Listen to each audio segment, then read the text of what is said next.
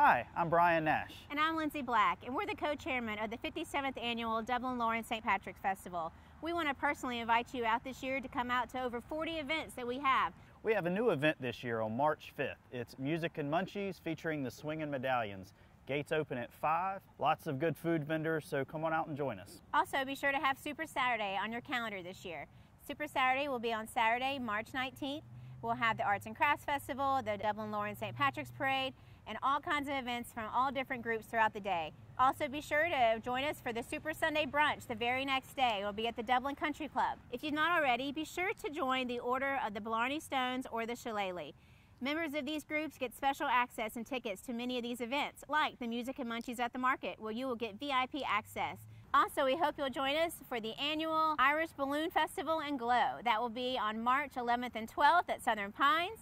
We have lots of great balloons this year that I know you're going to love. And we have lots of events. We hope that you come out and join us, even some of the older ones that you've come to love, like the Pancake Supper, the Joint Civic Luncheon, all kinds of the great events that you've come to love during your St. Patrick's Festival. Visit our website at stpatsdublin.com for tickets to all these events. Aaron, go bragh!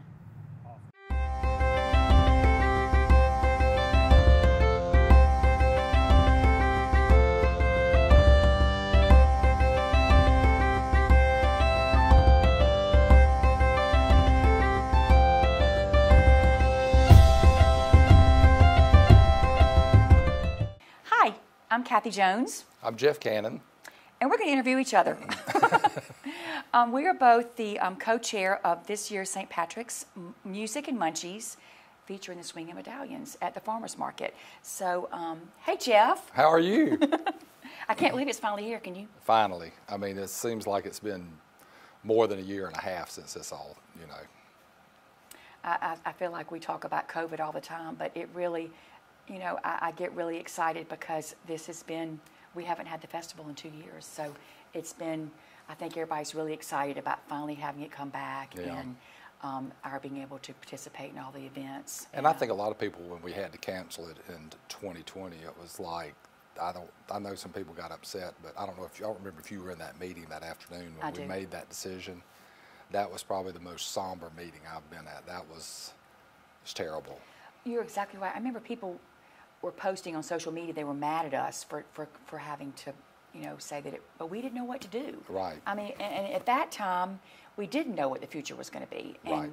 And I think people know this now, but we start planning in August for the festival the next March, and we're asking for, you know, contributions and sponsorships, and so you can't ask these people for that and then the festival not happen, you know, so we had to make that decision. So we were, like you said, we were probably more sad than anybody else. Oh yeah, it was tough. It was tough. Because you feel like you've worked all that time and then it didn't come to fruition. Exactly. So, yeah.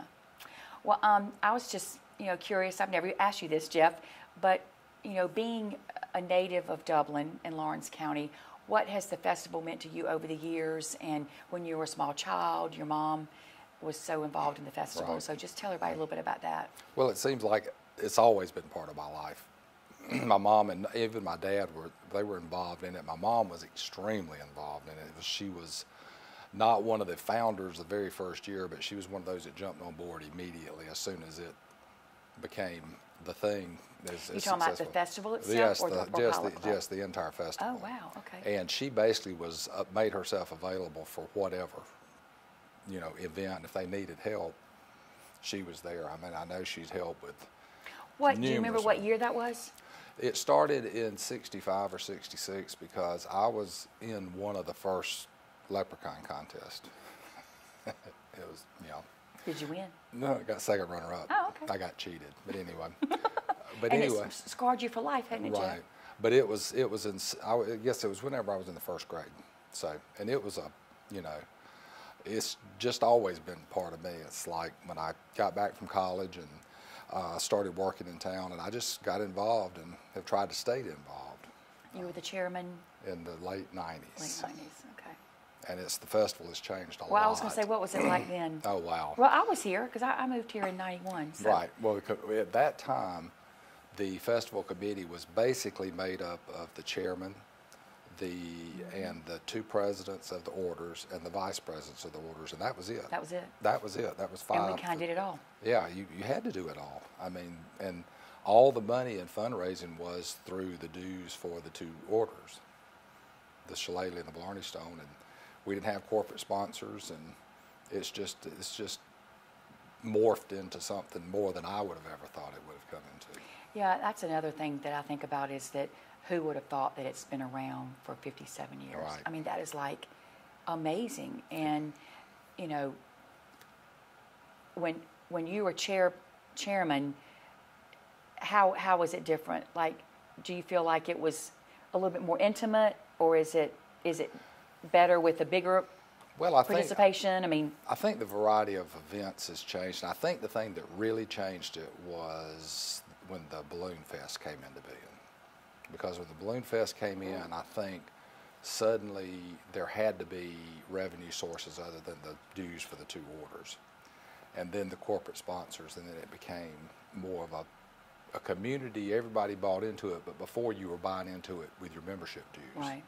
And still, it's just like it is today. All the events are still run by civic clubs and private organizations, and the entire festival is run by volunteers, Exactly. which is just amazing. I think people know that. That's what I love about it is, you know, that other festivals in this area, which we won't name them, you know, have paid, Right. you know, directors and paid staff, and we are all volunteers. Totally. And we love every minute of it, don't we, Jeff? Yes. I mean, it's like, and every year you think, oh, it's not going to be bigger this year, or it's Right. not going to, and it's just amazing how it is, you know. And I kind of had not really faded out, but I was only involved in just a little bit, you know, here and there in the festival. And then the year that Will Curry was, that I don't remember who was chairman with him, but the year at our past chairs luncheon, when they were coming in, I remember going up to him and saying, you know, you should really seriously look at trying to bring the Munchies back. I said, that had to be one of the best attended events and the most loved by a lot of people. And of course, then he dumped it in my lap. Of course, when you ask, then they're going to want you to be the chairman. And of course, then I told him, I said, well, let me see if Kathy will chair this, and I'll be her boy Friday.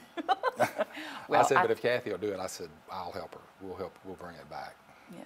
Yeah. I had been in charge of the Munchies when I was a Main Street director, yes. and it had, you know, Stacy Lee, I think, was the chairman, was the director of Main Street when it was first started, the Munchies.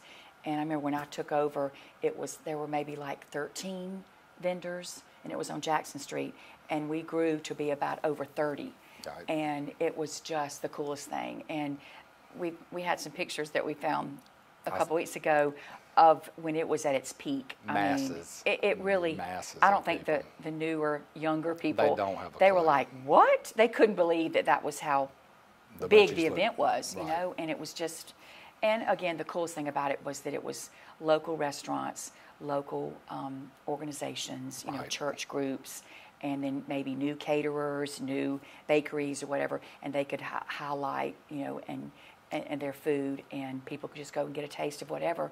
But it was a family event, Oh, yes. and it was just awesome. It was just the greatest thing. So you know, we had tried it at several other locations, and of course, when you and I started, it was at park. Stubbs Park. Right. Yeah. So tell us. And I thought that worked out well. I mean, of course, I remember we talked about this. We were very tentative about trying to get too many vendors because Right. we hated the fact of we're not knowing what's going to show up because we did it in conjunction with Shamrock. Yeah. So there was music, and we wanted to make sure that you didn't have vendors there and they made no money. Right. So we kind of limited that, and it turned out that we did it there 2 years. Yeah. And it was beginning to get feet under it, and then of course it was in 2020 it was part of the casualties of what didn't happen. Well, I think you're right. I think there was that beginning of the renovation of Stubbs Park. Right. And everybody was wanting to bring events back down to the park, because those of you who don't know, we had the arts and crafts there for many years, and it was a huge success. And you would start with the leprechaun race, then you would go to the parade, and then you would just travel over to Stubbs Park and go to the arts and crafts and spend all day there. And then you would come back and do the Munchies and go to the gospel sing at the theater. Yeah. And I mean, it was just a full day. You never went home. It was Super You Saturday. parked and you never went home. And it definitely was a Super Saturday. It was Super Saturday. Yeah. Well, let's take a quick break and we'll come back and talk more about the Munchies. Hey, this is Angie from Gigi's Boutique. Just wanted to invite you all into our boutique over here on Hillcrest Parkway and tell you we are ready for St. Patrick's just for you. We've ordered tons of green, tons of golds, and we are ready for you to look lucky. We have Miss St. Patrick's coming up this weekend, and we're a proud sponsor of that. So you come out and support us, support all the St. Patrick events this weekend and all the future ones coming up. We have all the latest trends, and we are ready to dress you and style you so you will not just be beautiful but lucky too. Come see us at Gigi's Boutique. At Dublin Chevy Nissan, we're getting the St. Patty's Party started early. When you come to Dublin for our St. Patrick's Day Festival, make sure and visit Dublin Chevy Nissan. With shipments of new GMs and Nissans coming daily and a wide selection of pre-owned vehicles, don't miss the party of the year at Dublin Chevy Nissan. At Dublin Chevy Nissan, we take pride in turning our inventory. So if you see it online or on the lot, act quickly. And remember, Don sells trucks well at Dublin Chevy Nissan. Hi, I'm Dr. Daniel Avery. I just want to say how excited I am to have the opportunity to work here at Central Georgia Primary Care. I'm just a stone's throw away from where I was previously, right next to Paul's Tire. You can call to get an appointment at that phone number, or you can come by and we'll be more than happy to get you scheduled. Badcock Home Furniture and More is your home store, where you'll find great savings on new living room sets, sofas, love seats, recliners, and more. Badcock Home Furniture and More has great savings every day on bedding and bedroom sets. Shop Badcock Home Furniture and More for a great selection of dining room sets. And save every day on electronics and appliances at Badcock Home Furniture and More, 1927 Highway 441 South in Dublin. Call 275-3144 for more information, or stop by and see Wendy and Tim Sumner or any of their friendly staff today at Badcock and More Home Furniture Store, where no credit is ever refused. Welcome back. I'm here with my buddy Jeff Cannon, and we are the co-chairs of the St. Patrick's Music and Munchies, featuring the Swinging Medallions. It's going to be held March the 5th, which is a Saturday, starting at 5 p.m. So, Jeff, we were talking about bringing the Munchies back and how we had it at Stubbs Park. And so that second year, it really did kind of pick up, and we got more vendors, and Right. I think people were starting to realize, oh, it's happening. And then we were doing it in conjunction with Shamrock, which was Right. sponsored by the Visitors Center, right? Right. Yeah. And that way, the music was already there, and we were able to set up in a part of the park away from the music, but it was just a short little walk down to the stage, and Right. people brought chairs and coolers and just made a night of it. Yeah. And so the next year we were hoping that it was going to be, things take a while to grow, and then COVID hit. So, yeah. So. And so 20 and 21 didn't happen. Exactly. So when we started planning for this year, we thought, we really do need to, because we had understood that Shamrock was not going to happen, and we started talking about looking for a big name band that would maybe attract. And I mean, to us older people, Swinging Medallions is a big name. Now the kids, I asked my kids about them, and they're not really sure who I'm talking about. Miss St. Patrick's Queen, she knew who they were, and she was excited about it. So. Well, all I had to say to my kids was Double Shot, and then they're like, "Oh, that's who that is." Exactly. There you go. College. If you've been to college, you know That's about Double right. Shot. Yeah. Right. Well, and I know that in our beginning conversations about bringing the Munchies back, we did want to bring it back downtown. Right. I think I always have said that music and food and downtown just all go together. Exactly. And so, of course, we have the Farmers Market, the Market of Madison. It already has the venue. It has, an area for any sort of special things that we'd like to do, restrooms, Right. and then all the space for the vendors. Right. So we started thinking about what band we wanted, and I mean, it's the Party Band of the South is Right. what they're called. Exactly. So, and you reached out to them. Weren't you the Yes. one that did it? Yeah. I found out how to get in touch with him and talked to Robbie Cox, and he and I have been back and forth, and hopefully I finished up all the details with them today. I think we got it worked out. Because we're having to make it. For those of you that are probably thinking, is it Pig in the Park on the 4th and the 5th? Well, it is. And hopefully you're going to see a major transition between 2 o'clock and 5 o'clock that Saturday as we move it away from Pig in the Park to the Munchies. Well, it was a logical fit, and we're hoping that, that transition will be easy, but the band is going to be performing on stage, and then all of the vendors are going to be setting up, just around the farmers market. And so that's where the vendors are for the, well, not vendors, but the participants of the Pig in the Park. So there'll just be a quick little switch. But we're going to get it worked out. We got lots of help. And, that's right. So we're going to have a great time. Yeah. Well, tell us a little bit about Swinging Medallions, and for those who don't know who they are. They're a Carolina shag band, to just kind of give you a thing, and they've been around for many, many years. Probably, I'm not sure if there are any of the original members that are still with them. Maybe somebody said they've been here before. Recently, they were at the Flybridge. Right. And don't they perform a lot in Wrightsville? Yes, I think that they've come there a couple of times. Yeah. So a lot of people, our age and maybe a little bit younger have heard them before. You mean in the 30s? Yes, in our 30s, know the music of the Swinging Medallion. So I think it'll be a great night of good music, good food, and we just hope everybody comes out and just enjoys it. Well, even if you don't know the Swinging Medallions, they are such a fun band. And I think it is like maybe the second generation of the band members are in it now. But I was thinking about that too, that even if you don't know the music, it's just fun music, and they have a great show, and so it's going to be entertaining. I think so. I think it's going to be a great night. I talked to my friends in Swainsboro, and they come to the Pine Tree Festival over there almost every year and play downtown Swainsboro. Oh, I didn't know that. Yes. Huh. So. That's great. Well, so we are excited about the Swinging Medallions. It's really a big draw. But another big thing are the food vendors, and we're really excited. We've got a nice variety this year. We were talking about yesterday. We actually have someone who's going to be selling tofu and healthy stuff, and Jeff and I will just be at that booth the whole time, right? But anyway, we've got barbecue.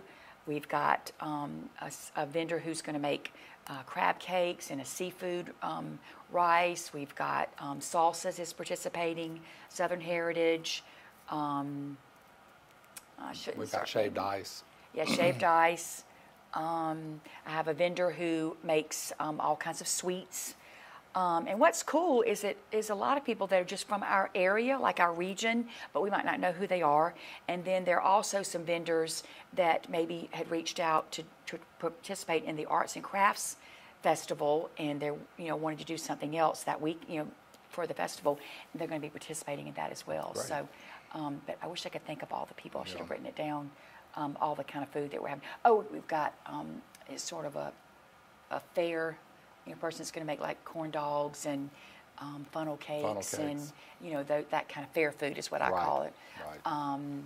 And there's still time if anybody's interested in being a vendor. It's $50 to be a vendor, and then you keep all the money the proceeds that you make, at the event, and we just want it to be, sort of a tasting event where you would go to different booths and sample this and then go to the next one and sample it, so you can get a good taste of what it is. And there will be one change, and those that have been to in the past have known that we've used tokens at the booths. Right. And this year we won't be using tokens. It'll be between you and the. And we're just so upset about that. We've been counting tokens forever. So. So it'll just be a cash basis, and I'm sure some of them will probably take plastic. Right. So they'll have card readers. But you may want to make sure you put a $100 bill in your pocket before you come. Exactly. And the tickets to get in are $10 to get in. To get in the event. So there's several ways that you can can come to the event. If you are a member of the Order of the Shillelagh and the Order of the Blarney Stone, which the Order of the Blarney Stone is for women and the Order of the Shillelagh is for men. Right. And you're just it costs $50 to be a member. I can't remember. I didn't have that this year. Yeah.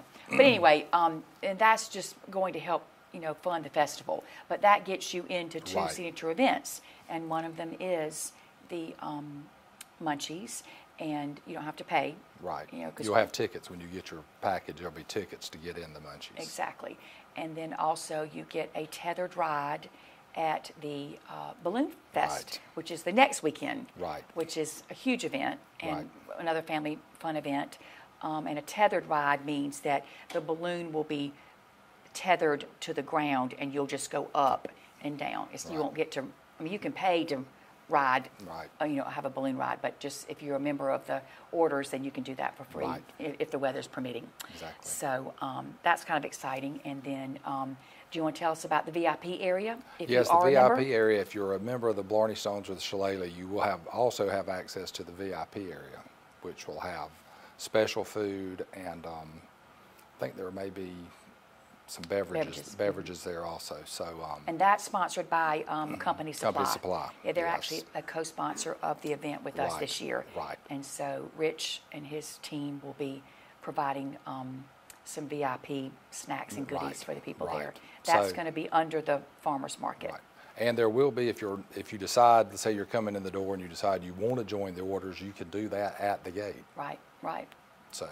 And then you could be a part of the VIP. Right. Yeah. Exactly. Yeah. Let's take a quick break, and we'll talk more about something that's kind of new for the Munchies. So you want to find out what that is. Okay. So stay tuned.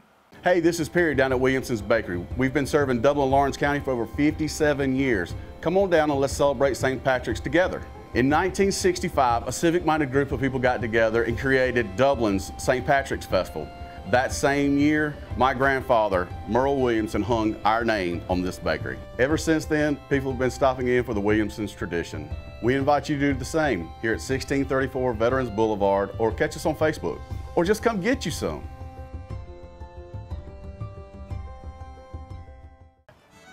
I'm Kristen Best, Dublin St. Patrick's Festival Arts and Crafts co-chair, and we're excited to announce that the 57th annual Dublin St. Patrick's Festival is back. Join us for the Arts and Crafts Festival on Super Saturday, March 19th from 10 a.m. to 6 p.m. at Market on Madison. Food vendors, artisans, and live music will be taking center stage of epic proportions. For more information, visit DublinStPatricks.com. It's never a bad time to get what you need at Roach Farm and Garden. Stop worrying about food shortages. Roach Farm and Garden has every type of seed and fertilizer to ensure you have the best garden available. We even have a few seed potatoes left. Don't wait, come see us today. Is hunting season ever really over? Nope. Keep those feeders going with Antler Extreme, 4S 80M feed. We also carry salt and mineral blocks. Improve your wildlife on your farm or hunting club with some predator control. Roach Farm and Garden has the traps and supplies to get you started. Did someone say feed? From horses to chickens and everything in between. Roach Farm and Garden carries all the feed and all the pet supplies you will ever need. Carhartt pants and jackets, bibs, and full line of Georgia boots. Come compare our prices. Looking for a gift or finishing up a honey-do list? Roach Farm and Garden has grills, cookers, fire pits, and patio furniture. Don't forget, it's that time of year to plant trees. And Roach Farm and Garden has a full greenhouse with shrubs, trees, and flowers arriving daily. Stop in and compare. Just remember, there's something for everyone at Roach Farm and Garden. 2 locations, Dublin and Wrightsville. I'm Heath Richter, and we just want to invite everybody to come on down to the Houston Clinic and check us out at our new facility. We've been in Dublin for a while now, obviously, but have a new office here, and we'd just like you to come down and see some of the new stuff we're offering. And if you need to get checked out, we'd be glad to do that for you. We've got able to do some ultrasound guided injections now, and physical therapy, and just a little bit better space. So hopefully we can get you in and out of here a little bit quicker.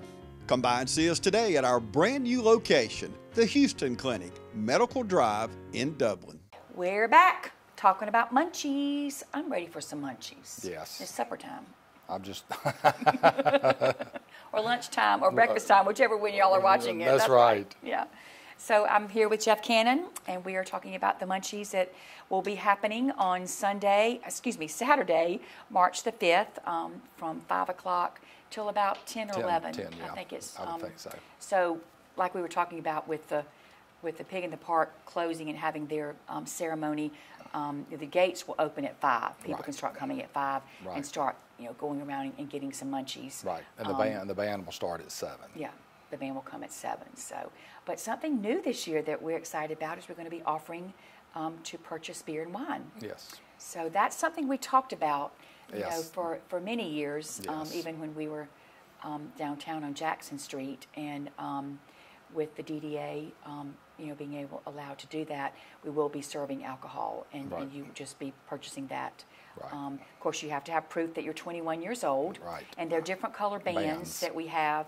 A green band means that you paid to get in. A gold band means that you are, a white band means that you just paid to get in. And gold is if you're a VIP. And then green is if you're 21. 21, yeah. Right. So just want to make sure that we keep everybody safe. Right, exactly. So I think that'll be a nice addition, and you know, we want everybody to drink responsibly. Exactly, definitely do but that. it'll just be a fun Right. night. So we're excited about that. So remind everybody again about where we can purchase tickets. Yes, because you can go on theaterdublinga.com, get your tickets there, and ahead of time. ahead of time, or you could buy them at the gate. Yeah. And they're $10, and like I said, change this year will be no tokens, be cash, and so it'll be, you know, between you and the vendors. Exactly, yeah. So, and if you're interested in being a vendor, like I said, it's not too late, so you can call me. Maybe you can put the phone number up. It's 478-279-2700. Or your number? Yeah, it's 478-697-4849. Yeah. So, and if you'd like to volunteer, we're always, Yes. you know, it's funny, I'll talk, you know, of course I've been with the festival forever, but people will say, well, I want to get involved. And I'll be like, well, you can volunteer. Right. I mean, we need people. We need people that day for the Munchies to Right. help, you know, facilitate things. And maybe you might be picking up trash, but then That's who right. knows? And then like with the Balloon Fest, there's always people that we need, you know, volunteering for that. Right. The arts and crafts. I mean, so if anybody's interested in being a volunteer, please let us know, because we would love for you to help. Yes, you can call either one of those two numbers that Kathy and I just gave you, and we'll get you in touch with who you need to get in touch Exactly, with. exactly. Okay, back, you asked me about what it was like having grown up in the festival. How do you feel in your ideas about the festival having moved here, you know? Well, the neatest thing that I always like to tell people is I met Link at the St. Patrick's Ball. So I was living in Greenville, South Carolina, and of course my twin sister was here. Y'all were in a supper club together. Mm-hmm. And so they set me up with Link on a blind date, because he and my brother-in-law Henry had gone to Georgia together. And so our blind date was to the St. Patrick's Ball, which is so cool because, you know, of being Dublin. And I didn't really realize what a big deal, you know, the festival was. And of course we fell in love instantly. But then when I moved here, I don't know, it was just so neat that our community comes together. Right. And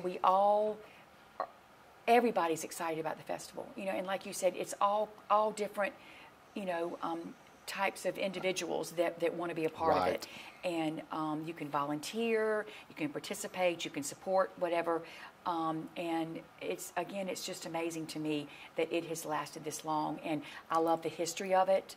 I get so excited when I think about those people that met at WMLT. Yes, And you know, just decided to do it. And you know, it's taken the little bit of Irish that we have in Dublin and has just made it go. I remember when I was at the Chamber of Commerce, we had a men's choral group that came. You remember that? And yes. they performed, and I've sort of helped, you know, work with them or kind of coordinate with them. And I remember they just kept saying, I can't believe that y'all celebrate the whole year. He said, we just celebrate on St. Patrick's Day. And I said, well, you know, you just take what you have and just make not lemons out of lemonade, but I mean, it's just. It's exactly. We're Dublin. We're Dublin, and so it's just who we are. And you know, what's Savannah? Who wants to go to Savannah when you can come here? And you know, of course, the biggest thing for me is it's all family oriented, so you can bring your kids to all the events, and they can start from the very beginning. And you know, building that community spirit, that community love, and of course volunteerism, because you might have Boy Scouts that help with, you know, the cleanup at an event, or your youth group, you know, at your church that helps sell Cokes, or the youth board that you have at Citizens Bank, Right. you know, they're going to help us Exactly. with the Munchies. So, I mean, it's just building that volunteerism. Right. So, and my South Carolina family doesn't really, they don't really get it sometimes, you know. You got the festival again, and you got to work.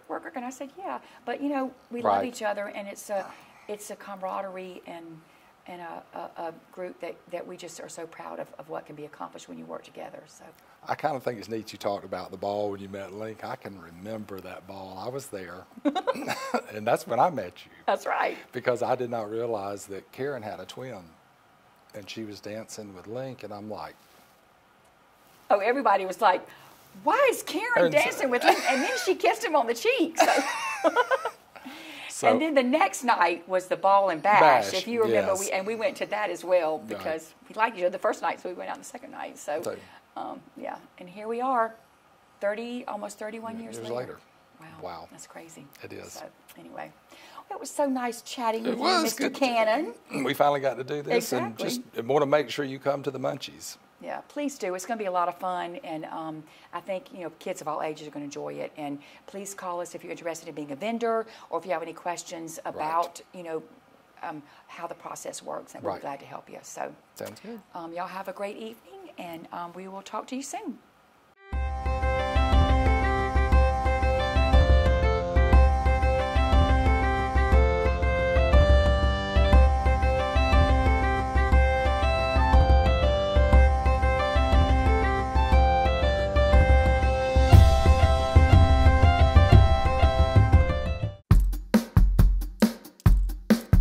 All right, boys, if you want to go to college, you have to clear out another one of these. What if we told you there was a better way to save for your kids' college than pickle jars? Morris Bank's Savings Builder account and Moolah makes saving for your kids' college easier than ever. All you have to do is connect the account to your debit card, where it automatically rounds up your purchases to the nearest dollar, depositing that spare change into a Moolah account where it will grow into a nice little nest egg for whatever your kids have their sights set on.